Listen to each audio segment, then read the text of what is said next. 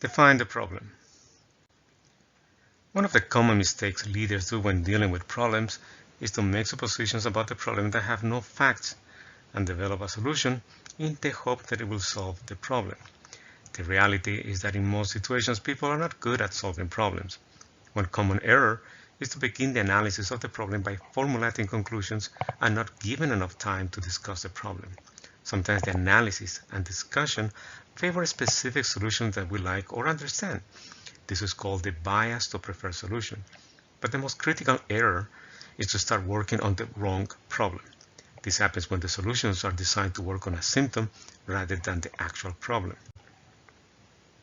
In almost every problem-solving methodology, the first step is defining or identifying the problem. It is the most difficult and the most important of all the steps. It involves diagnosing the situation so that the focus is on the real problem and not on its symptoms. Another way of thinking about problem definition would be is the goal or ideal state that defines how much of a problem exists or even whether or not there is a problem. Another reason to find the real problem is that often the solution to the wrong problem will create new problems. Finding or identifying the real problem can be as important as finding the solution.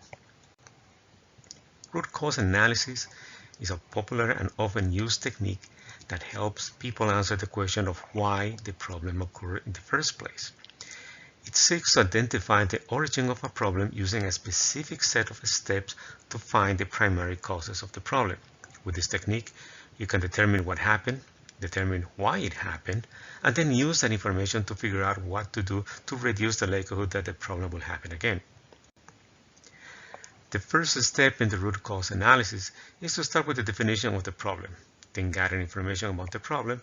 This might include proof that there is a problem, such as complaints from stakeholders, additional information, such as when did it happen, and who was involved will help get a better understanding of the problem. Sometimes how others perceive the problem can give insights about the root cause of the problem. Without a complete information and understanding of the event, the causal factors and root causes associated with the event cannot be properly identified. The use of a charting tool can help organize information. The chart is a simple diagram that describes the causes leading to the main problem. This analysis will help identify all those critical causes, factors that contributed to the problem. The process to define root causes starts with identification of the primary causes. These are the direct causes that led to the problem. Once these causes have been identified, the next step is to organize them by theme or categories. That will help in the identification of the secondary causes. The next step is to identify the secondary causes for each primary cause. The secondary causes are placed under its corresponding category.